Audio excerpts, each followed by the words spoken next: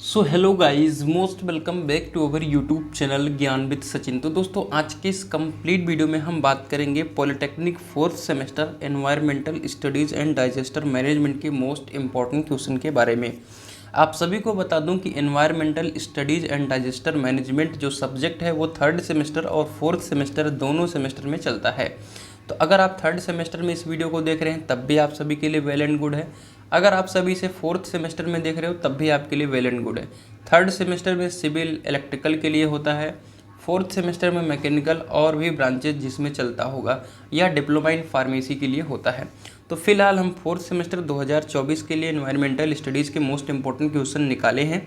अगर आप third semester में इस वीडियो को देख रहे हैं तो आप सभी चैनल को सब्सक्राइब करके रखें। आप सभी को थर्ड सेमेस्टर के अकॉर्डिंग भी मैं इंपॉर्टेंट क्वेश्चन शेयर करूंगा। तो चलिए बिना देरी के अपनी इस वीडियो की शुरुआत करते हैं। अगर आपने ज्ञान विद सचिन का मोबाइल एप्लीकेशन नहीं डाउनलोड किया है तो डाउनलोड कर लीजिए। अब डाउनलोड करने के लिए इसलिए कह रहा हूँ क्योंकि यहाँ पर आपको PYQ पेपर मिल जाएगा। ठीक है, PYQ मिल जाएगा कहाँ से कहाँ तक, 2018 से लेकर 2023 तक का पेपर मिल जाएगा। और बाकी अगर ऐप पर नहीं पेपर है तो टेलीग्राम पर पेपर मिलेगा। तो इससे क्या रहेगा कि आप अपनी तैयारी को बहुत अच्छी तरीके से कर सकते हो और यहाँ पर नोट्स की PDF भी मिल जाती है। चलिए आगे बढ़ते हैं। अगर आप फोर्थ सेमेस्टर के छात्र हैं और मैकेनिकल के स्टूडेंट्स हैं तो आप सभी इस ऐप को डाउनलोड कर लीजिए और अपने 49 रुपीज़ में सभी सब्जेक्ट के नोट्स को प्राप्त कर लीजिए। कहाँ पर? ज्ञान विद सचिन के ऐप पर।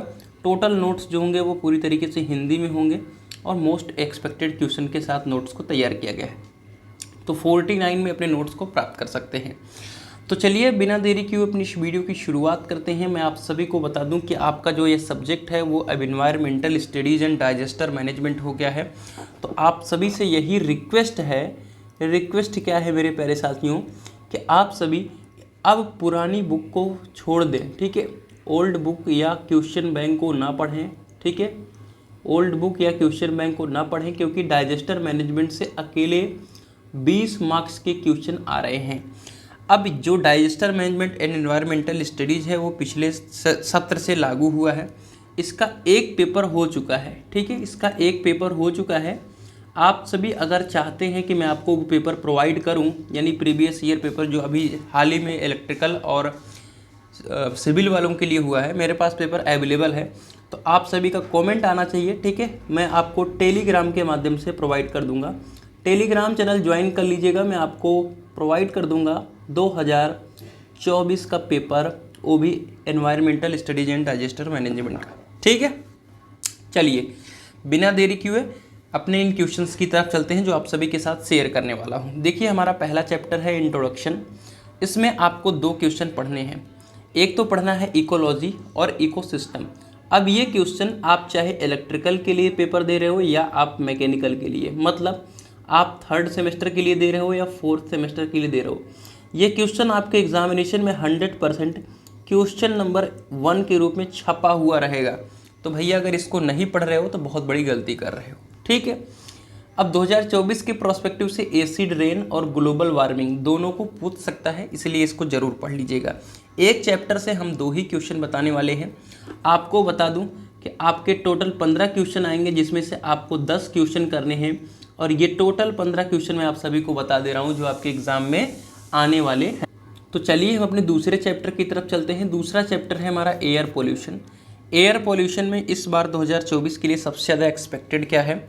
Introduction to air pollution. देखिए, जब आप एक्ट्स के बारे में लिख रहे हो उसके पहले आपको इंट्रोडक्शन लिखना है एयर पोल्यूशन कि इसके आपके यूजेस क्या हैं, इसकी रोकथाम किस तरीके से करने हैं। तो आपको इंट्रोडक्शन तो डेफिनेटली लिखने का हक बनता है क्योंकि इस जो भी थ्योरेटिकल सब्जेक्ट है, ध्यान से एक बात को सुन लीजिएगा। मेरा वीडियो थोड़ा लंबा हो रहा होगा, हो सकता है आपका टाइम वेस्ट हो, ऐसा लग रहा हो आप सभी को। नहीं, मैं कुछ बताने की कोशिश कर रहा हूँ अभी फ़िलहाल कि अगर आप सभी को environmental studies and digester management में नंबर पाना है, ठीक है, नंबर अगर आपको पाना है तो मेरी इन 3 बातों का ध्यान रख लेना। 3 बात का ध्यान रख लेना। नंबर आपके 35 to 40 के आसपास आएंगे। थ्योरेटिकल सब्जेक्ट है, बैक नहीं आएगी, आपको पता है। पहला नंबर आप हाइलाइटर का यूज करेंगे। किस चीज़ का यूज करेंगे? हाइलाइटर यूज करेंगे। अगर हो सकेगा तो आप पिंक हाइलाइटर यूज करिएगा। कैसा हाइलाइटर? पिंक हाइलाइटर आप यूज करिएगा, ठीक है। अब रेड यूज करोगे थोड़ा सा अनएक्सपेक्टेड रहता है। अब आप कहोगे कि मैं हाइलाइटर कभी यूज नहीं किया हूँ, मैं यूज करूँगा तो मेरे नंबर कटेंगे। भैया आपका ये साथी फ़िलहाल डिप्लोमा ऑलमोस्ट कंप्लीट कर चुका है, तो लगातार फर्स्ट सेम छोड़ करके बैक टू बैक मैंने हाइलाइटर यूज करा है, ठीक है, और ऐसा कुछ नहीं होता है। तो आप मुझ पर भरोसा रखिए, मैं VTUP का एग्ज़ाम दिया हूँ, उसमें हाइलाइटर दबा कर यूज किया हूँ, ठीक है। इस बात का ध्यान रखें। तो बिल्कुल आप सभी हाइलाइटर यूज करना बिल्कुल मत भूलिएगा भैया, रट लीजिएगा अपने दिमाग में कि इस पेपर के दिन हाइलाइटर लेकर जाना ही जाना है। दूसरा, पर क्वेश्चन आपको 2.5 पेज के नीचे नहीं लिखना है। 2.5 पेज टू 3 पेज चले जाएगा चलेगा, 4 पेज चला जाएगा चलेगा, लेकिन 2.5 से कम नहीं लिखना है। अगर आपसे पूछता है कि एयर पोल्यूशन के प्रिवेंशन एंड कंट्रोल का एक्ट 1981 को व्याख्या कीजिए और 1986 को बताइए, तो आपको पहले एयर पोल्यूशन का इंट्रोडक्शन देना है, फिर उसके कंट्रोल्स के बारे में बताने हैं, फिर उसके प्रिवेंशन के बारे में बताना है, फिर आपको एक्ट लिखना है। इतना करोगे तब आपका 2.5 नंबर होगा। तो अगर आपसे एयर पोल्यूशन का पूछ ले इंट्रोडक्शन या उसके प्रिवेंशन एंड कंट्रोल, तो एक्ट आपको मालूम हो ना हो, अगर इतना आप सभी को पहले से पढ़े हैं तो एक्ट भी इसमें लिख देंगे और आप इंट्रोडक्शन भी लिख देंगे, ठीक है। तो चलिए 100% का ये क्वेश्चन मोस्ट एक्सपेक्टेड आपको बता दिया है मैंने। अगर इस चैप्टर से कुछ दूसरा पूछेगा तो वो NGT पूछने वाला है और इसकी प्रोबेबिलिटी भी 100% है, ठीक है। इस बात का आप सभी ध्यान रखें। मैंने उन्हीं क्वेश्चन को लिया है जो आपके एग्जाम में सिर्फ आने वाले हैं, बाकी मैंने एक्स्ट्रा क्वेश्चन कुछ नहीं लिया है, ठीक है। अब जो सिर्फ EBS का नोट्स प्राप्त करना चाहते हैं वो क्या करेंगे, जो सिर्फ EBS का नोट्स प्राप्त करना चाहते हैं, तो भैया उनके लिए आपको 25 रुपीज़ पेमेंट करना है। नंबर आपको मैं दे रहा हूँ, ऊपर भी नंबर मैंने लिखा था 9369041920। इस पर आपको मैसेज कर लेना है और 25 रुपीज़ पेमेंट करना है, क्योंकि जो फार्मेसी के होंगे या अदर ब्रांच के स्टूडेंट्स होंगे जिनके लिए मैं मैकेनिकल के लिए प्रोवाइड करता हूँ नोट्स, अदर ब्रांच के स्टूडेंट्स EBS का एकदम एक्यूरेट नोट्स प्राप्त करना चाहते हैं, तो इस नंबर पे 25 रुपीज़ पेमेंट करके स्क्रीनशॉट भेज देंगे या पहले मैसेज कर लेंगे, आपको PDF तुरंत भेज दी जाएगी, ठीक है। चैप्टर नंबर 3 की तरफ चलते हैं, water pollution, introduction to water pollution, ठीक है। Introduction to water prevention and control of pollution act 1974। यह इस बार के लिए 100% आप सभी मान के चलिए कि आपके एग्जाम में आएगा ही आएगा। और जैसा कि मैंने बताया, एयर पोल्यूशन के साथ वाटर पोल्यूशन को भी अच्छी तरीके से आपको पढ़ना है, उसके इंट्रोडक्शन, उसके कॉजेज़, उसके रोकथाम वगैरह सारी चीज़ों को अच्छी तरीके से तैयार रहेगा, तभी आप 3 पेज कवर कर पाओगे, ठीक है। Effect of water pollution on human health इस बार के लिए सबसे ज़्यादा एक्सपेक्टेड है, तो इस बात की ध्यान रखें कि ये भी आपकी प्रोबेबिलिटी जो 100% की रहने वाली है। चैप्टर नंबर 4 है सॉइल पोल्यूशन, ठीक है। सॉइल पोल्यूशन को आपको समझाना है और सॉइल पोल्यूशन के सोर्सेज को बताना है, भैया रट लेना। दूसरा, ये क्वेश्चन जो है वो 100% वाला क्वेश्चन हर साल के प्रोस्पेक्टिव से, सॉलिड वेस्ट का इफेक्ट क्या है और सॉलिड वेस्ट मैनेजमेंट को समझाइए, ठीक है।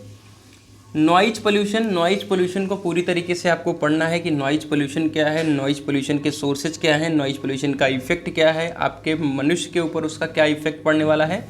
और जो 100% की चीज़ है वो ये है कि हम नॉइज पोल्यूशन को कम कैसे करेंगे, रिड्यूस कैसे करेंगे, क्या क्या मेथड यूज करेंगे, ठीक है।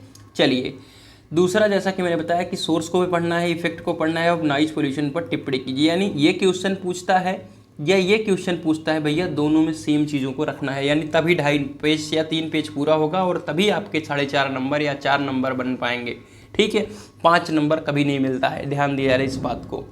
डाइजेस्टर कॉजेज, चैप्टर नंबर 6 जो कि न्यू ऐड हुआ है, अब इन्हीं को आपको समझना है। इसी के लिए कह रहा हूँ कि आप 2024 के PYQ को प्राप्त कर लीजिएगा। कहाँ पर, आप सभी पहले कमेंट कर दीजिएगा अगर आपको चाहिए, और टेलीग्राम पे मैं इन्फॉर्म करूँगा इसको लेकर के, टेलीग्राम चैनल को ज्वाइन कर लो, ठीक है।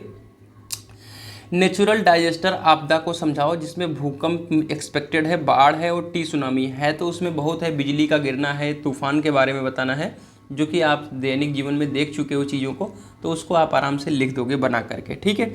लेकिन पूछ सकता है कि नेचुरल डाइजेस्टर को समझाइए, यानी आपदा को समझाइए। अब ये इस EBS यानी डाइजेस्टर मैनेजमेंट या इन्वायरमेंटल स्टडीज जो भी आप कह सको, इसका ये मोस्ट इम्पॉर्टेंट चैप्टर ही है, मोस्ट इम्पॉर्टेंट चैप्टर है। अगर आपको 20+ चाहिए तो इस चैप्टर को पूरा पढ़ लेना, आपको 20+ नंबर तो यहीं से बनेगा, ठीक है। सबसे पहला क्वेश्चन जो 100% आने वाला क्वेश्चन है आपका, कि डाइजेस्टर मैनेजमेंट ही क्या है बताइए, ठीक है, जो कि चैप्टर का नाम है। आपको एक केस स्टडी करनी है, आपके सब्जेक्ट में दिया हुआ है कोरोना वायरस हो गया, लाइटनिंग यानी बिजली उजली का गिरना हो गया आपको, और एक भूकंप की केस स्टडी बतानी है, और एक सुनामी की केस स्टडी बतानी है, और एक बाढ़ और भूस्खलन। तो भैया केस स्टडी का वीडियो देख लेना, कोई सा कहानी की तरह याद कर लेना, उसको छाप देना, ठीक है। तो केस स्टडी कोरोना का तो आप लोग एकदम अच्छी तरीके से जान रहे हो, बाकी भूकंप का आप एक बार पढ़ लेना 2006 वाला, ठीक है। तो पढ़ क्या, वीडियो देख लेना, आप किसी का अच्छी आवाज़ में बोल रहा हो, एकदम अच्छी तरीके से समझ में आ जाएगा। केस स्टडी कोई ऐसी चीज़ नहीं है कि जो आपको रटने की ज़रूरत है, बस उसको माइंड में समझा लेना और अपना जा करके वहाँ छाप देना है, कोई दिक्कत नहीं है। अब ये सब पूछे जाने वाले हैं। Yokohama strategy for safer world ये पढ़ना है आपको, SDGs पढ़ना है, NDMA पढ़ना है गाइडलाइंस, ठीक है, SDRF और DDRF। अब भैया क्या कह रहे हो, ये सब क्या है, ये सब जो आप बोले जा रहे हो? देखिए आप सभी के क्वेश्चन हैं टोटल, ये आपके एग्जाम में आने वाले हैं। SDGs जो है वो है सेंडाई फ्रेमवर्क फॉर एक्शन, ठीक है, 2015-2030, इसका आपको केस स्टडी बताना है पूरा। आपका NDMA का गाइडलाइन पूरी तरीके से दिया है, तो ठीक है, NDMA का गाइडलाइन आपको पढ़ना है, नेशनल डाइजेस्टर मैनेजमेंट अथॉरिटी जिसे कहते हैं। फिर आपको SDRF और DDRF पढ़ना तो इसमें और भी है, NDRF है, ठीक है, एंड आपदा मित्र है, ठीक है, ये पढ़ना है। बट आपका जो मोस्ट एक्सपेक्टेड है मैं बता दे रहा हूँ, इसमें आपका NDRF भी आ रहा है और आपका आपदा मित्र भी आ रहा है, ठीक है। लेकिन आप NDMA के बाद SDRF और DDRF अगर पढ़ लेते हो तो आपका काम हो जाएगा। इसमें नेशनल डाइजेस्टर रिस्पॉन्स फोर्स इसे कहते हैं, ठीक है, आपका NDRF को, और SDRF है आप सभी का स्टेट डाइजेस्टर रिस्पॉन्स फोर्स, और DDRF जो है वो आपका डिस्ट्रिक्ट डाइजेस्टर रिस्पॉन्स फोर्स है, ठीक है। और आपदा मित्र जो है 2024 में आ ही चुका है, NDRF भी 2024 में आ चुका है, इसलिए मैंने कहा कि ये ज़्यादा इंपॉर्टेंट है आपके लिए, इसको पढ़ लेना। बाकी आप एक केस स्टडी पढ़ लेना, ये आपके एग्ज़ाम में 100% आएगा, और आपका आपदा प्रबंधन भी 100% आएगा, और इनमें से एक 100% या इसमें से 2 100% आएगा। तो यहाँ से प्लस 10 नंबर कर लीजिएगा, यहाँ से प्लस 10 नंबर कर लीजिएगा, 20 नंबर हो गया आपका, ठीक है। और यहाँ से प्लस 5 25 नंबर हो गया आपका। सॉइल पोल्यूशन इसमें से एक आएगा, 30 नंबर आपका हो गया। इसमें से 5 नंबर कर लो, 35 नंबर हो गया। और एयर पोल्यूशन से प्लस 5 40 नंबर हो गया, और यहाँ से 10 नंबर 50 नंबर का एक्यूरेट मैंने बता दिया है। क्वेश्चन कितने बताए हैं मैंने वो भी दिखा देता हूँ। 2 क्वेश्चन पहले चैप्टर से, 2 दूसरे से, 2 तीसरे से, 2 चौथे से, 2 पाँचवें से, और आपका 1 छठवें से, और तो कितना हो गया, 10 1 11 क्वेश्चन, 12 13 14 15 16 17। आपके एग्जामिनेशन में टोटल 15 क्वेश्चन आने वाले हैं, जिसमें से 17 मैंने आप सभी को 17 के हिसाब से बता दिया। अब भैया इतना नहीं पढ़ पाओगे तो कुछ नहीं पढ़ पाओगे, बता दे रहा हूँ। तो आप भैया 35 प्लस 40 प्लस लाना है, तो हाइलाइटर वगैरह यूज करो, बढ़िया हेडिंग बनाओ, 2.5 पन्ना 3 पन्ना लिखो, नंबर पूरे आएंगे।